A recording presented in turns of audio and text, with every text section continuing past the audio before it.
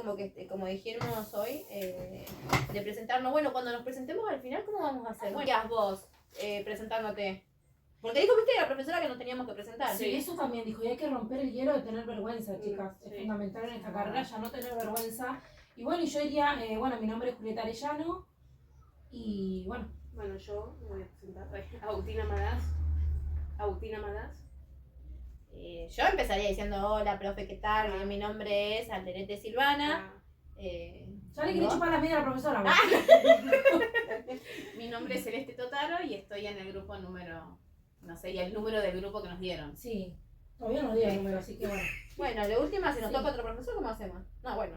No, pues eso ya está. Entonces vamos a empezar. Pero ¿cómo empezamos estudiando? Porque es compleja la materia, nos costó un montón. Y son muchos autores y algunos están muy... Primero entonces empezamos con el nombre de la materia. Sí, ¿no? Sí. Entonces, ¿cómo se llama la materia? Didáctica y currículum de nivel primario. ¿Por qué se ríe? Bueno, sigamos. Entonces, bueno, entonces ya sabemos que la materia se llama así. Y los autores que vimos. ¿Qué autores vimos? Yo me acuerdo de Anijovic. Camilioni. Alicia de Alba. Dussel. Bueno. Alguien más. Bueno, y las vinculaciones con el diseño cultural, ¿no? Sí. Exactamente. Las normativas. Bueno, entonces, ¿qué tendríamos que hacer? Empezar por lo que es la definición de didáctica, supongo yo. Didáctica y currículum tienen que estar sí o sí porque es lo fundamental en la materia. Sí, es lo que nos permite partir. ¿Y qué autor hablaba de didáctica? ¿Ustedes se acuerdan? ¿Vos te acordás? ¿No se acuerda? Alicia Camilioni. Bien. Y ella definía que la didáctica es la ciencia que estudia las técnicas y los métodos de la enseñanza. Y esa que era la definición que daba ella de didáctica. Y después nombraba, si no mal recuerdo, 2 didácticas más. La general, que decía que es la ciencia que estudia como las didácticas en general, ¿no? Como para describirla así. Y después también, estudia las disciplinas y demás, pero en general de la enseñanza.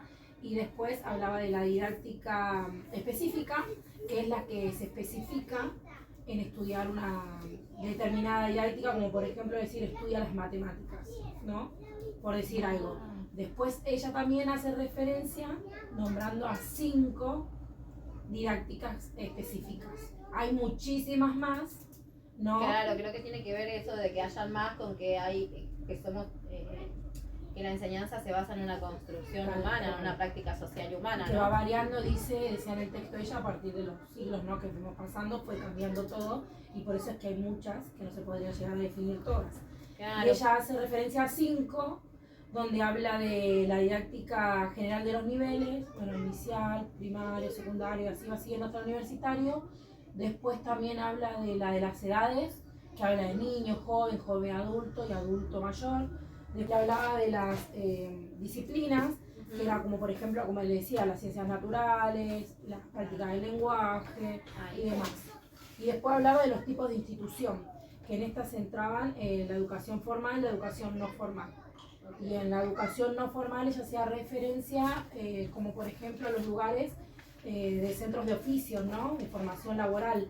Claro. Como por ejemplo en Malvinas hay uno, que el año pasado estudiamos en el campo de la práctica, que era centro de formación laboral de Granburg.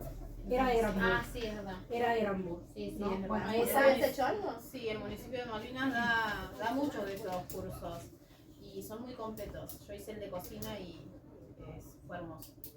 Bueno, y la última que nombra es la de la característica de los sujetos, que hace referencia a inmigrantes, cómo enseñarle a personas que vienen de otros lugares. Tal cual. Y también hacía referencia a que tienen otras capacidades. Hipoacústicas, me acuerdo que decía. Y también me acuerdo que la de las específicas que habíamos nombrado anteriormente, hablaba de las escuelas rurales, educación de islas. Es verdad, como el video que vimos la otra vez con la profesora, ¿no? Tal cual. Como ahí podemos hacer referencia como el texto de Cielo que vimos el año pasado, que los docentes anotaban el currículum a la nena para que pueda estar escolarizada. ¿Y entonces qué es el currículum? Porque, o sea, yo me acuerdo de todo lo que leí de Anijovic y ella hablaba del momento en el que surgió, ¿no?, el currículum, ella lo nombraba que surgió en 1918 y que fue Franklin Bobbitt, el creador, ¿no? de este concepto teórico, ¿no? De lo que es currículum. Pero a través del texto que leímos de Anijovic, de Rebecca Anijovic, ella iba diciendo que es un concepto que tiene muchas conceptualizaciones, dependiendo, ¿no? El teórico que lo defina, la época y el tiempo y el espacio, decía ella, ¿no? Y había dado como una contextualización, no sé si ustedes se van acordando de eso, dio como una contextualización, bueno, y habló esto del surgimiento del currículum en esa época, en esto de este contexto, ¿no? De revolución industrial y la formación de los estados nacionales, ¿se acuerdan? Sí. De buscar esto de algo que organice y ponga un orden, ¿no? en esto. Sí, porque en los años 60 recién queda fijo el concepto de currículum. Claro, Era cuando todo se estaba revolucionando, claro, y necesitaban ordenar los contenidos que se iban a dar. Pero hay muchas definiciones de currículum, porque también te puedo decir que es un documento público. Pero ¿de eso quién lo decía? ¿Qué autora? Porque viste que hay que diferenciar. ¿Qué autora lo decía? Inés Dussel. Inés Inés Dussel, según ella, es un documento público en el que se ordenan los saberes, pero no es siempre lineal, se va variando según el contexto histórico y la situación de los niños. Día a día el docente decide qué enseña y qué no, siempre tiene que hacer algún recorte.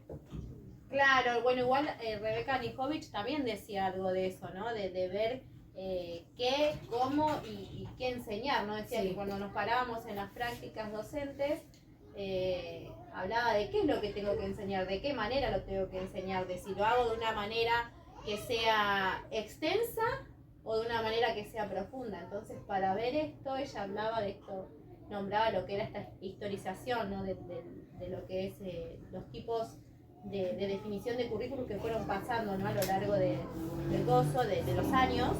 Y nada, hablaba de que primero el currículum sostenía que esto de racionalizar la práctica, ¿no? De que los docentes reciban capacitaciones para ver qué es lo que necesita la sociedad para que mantenga un orden, ¿no? Por eso hablaba de esta definición de currículum como herramienta para mantener el orden, ¿no? De enseñar algo hegemónico hacia todos, ¿no?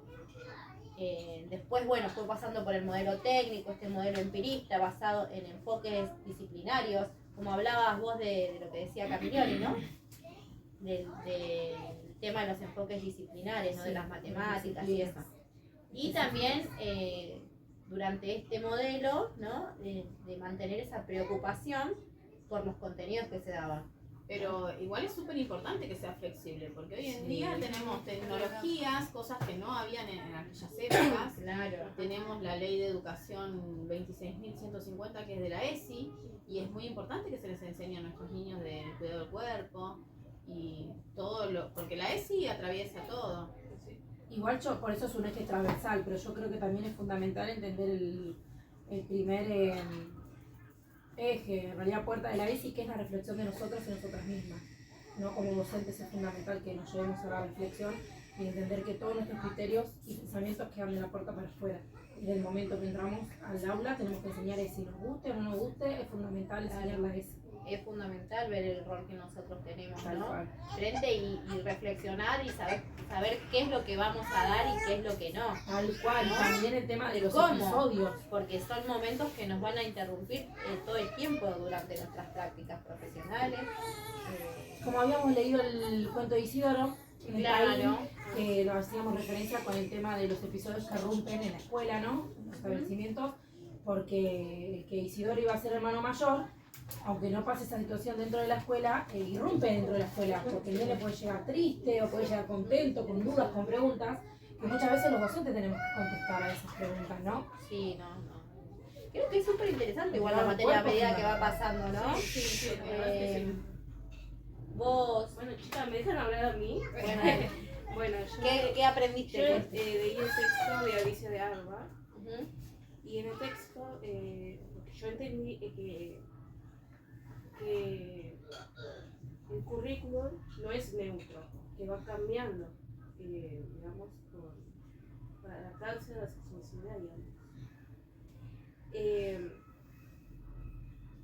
Claro que no es Tranqui, neutro tranqui, porque tranqui. no es... energía, ¿Por qué? ¿Por qué no es neutro, Tanqui? ¿Por qué no es neutro? ¿Por qué crees que no es neutro? porque va cambiando, digamos. ¿Por qué? ¿A Se través de adapta qué? De las de políticas. la política. Claro, o sea, tiene connotaciones políticas, Sí. económicas, ¿no? No es solamente algo meramente, bueno, tiene que ver con la práctica Sí, social sí, sí. humana, ¿no? Ujú. Cambia y también habla un poco de cómo ¿cómo se dice? Cambia, digamos, va cambiando el currículum. Sí, a través claro, es muy para que parecido, se ¿no? adapte, sí.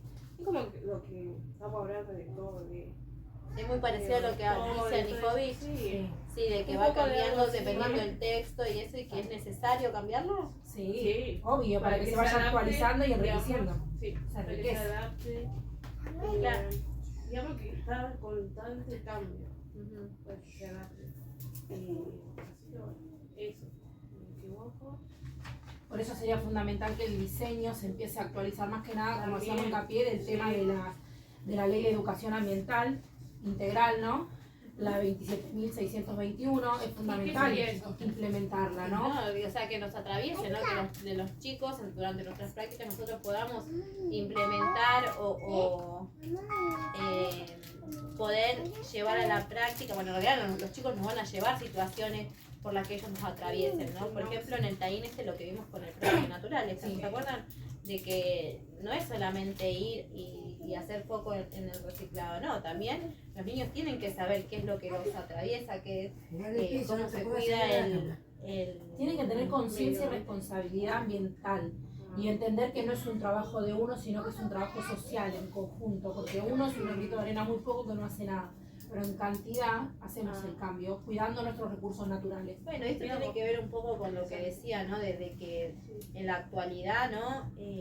Anijovic decía que en la actualidad el currículum tiene que tener sentido cuando uno lo lleva a cabo. Convengamos que para muchos el currículum es una convención, ¿no? ¿No Sí. decía eso? Sí, pero imagínate que antes a las nenas se les enseñaba a coser, a cocinar y un ¿Bordar? poco de lectoescritura. Y después a los varones se les enseñaba cosas sobre ser militares y sobre las fuerzas. Pero por suerte fue cambiando. Ahora la educación es igual para todos.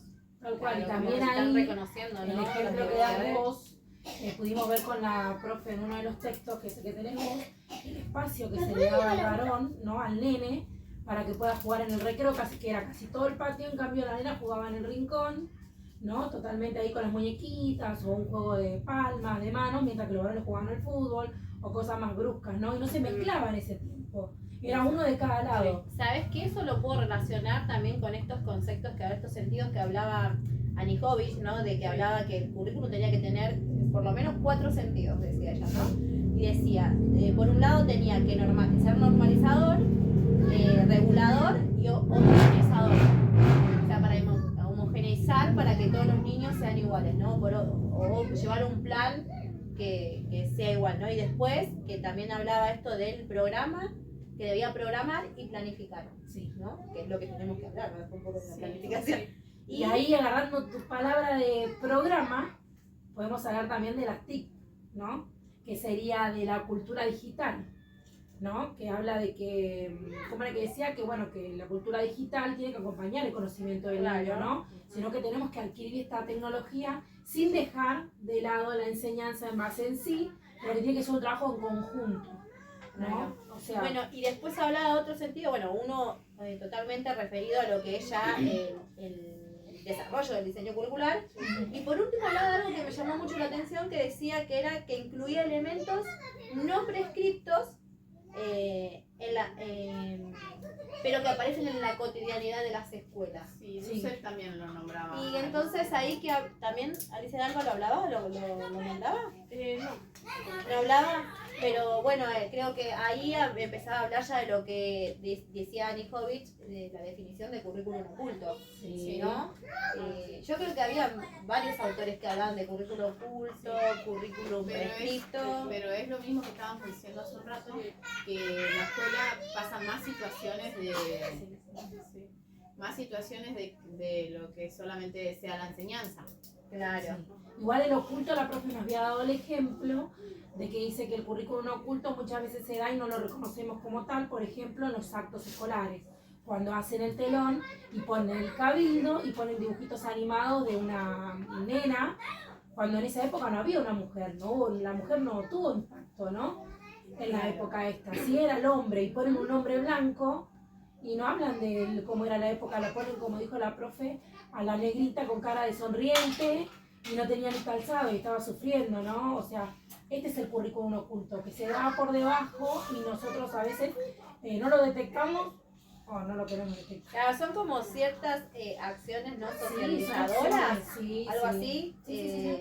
que se reproducen con cierta intencionalidad, ¿o no? Sí, tiene una intención, por eso es oculto. ¿Por qué? Porque no se puede hacer.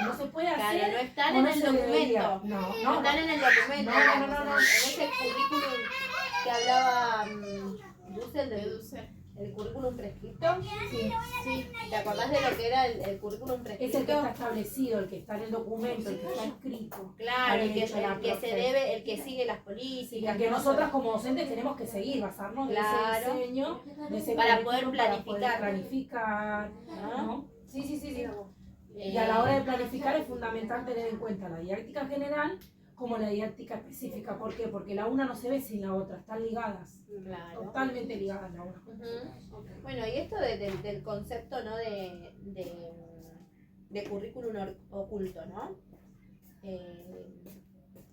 O también había un término que la profe hablaba mucho, que era el de la performatividad, ¿se acuerdan ustedes? Que estaba ligado. Esto de que sostenía que era la reproducción esto de la heteronormativa. Norma. Sí, que hablaba esto de lo que vos hablabas recién del recreo. Sí, me acuerdo. De estos que tiene que ver con la corporeidad y de lo genital, ¿no? Sí, tal cual. Eso sí me acuerdo. Hoy, 8 de julio del 2024, a 140 años de la promulgación de la Ley 1420, queremos resaltar la importancia que tiene para el sistema educativo de nuestro país esta ley, estableciendo la escuela obligatoria, gratuita y gradual para todos.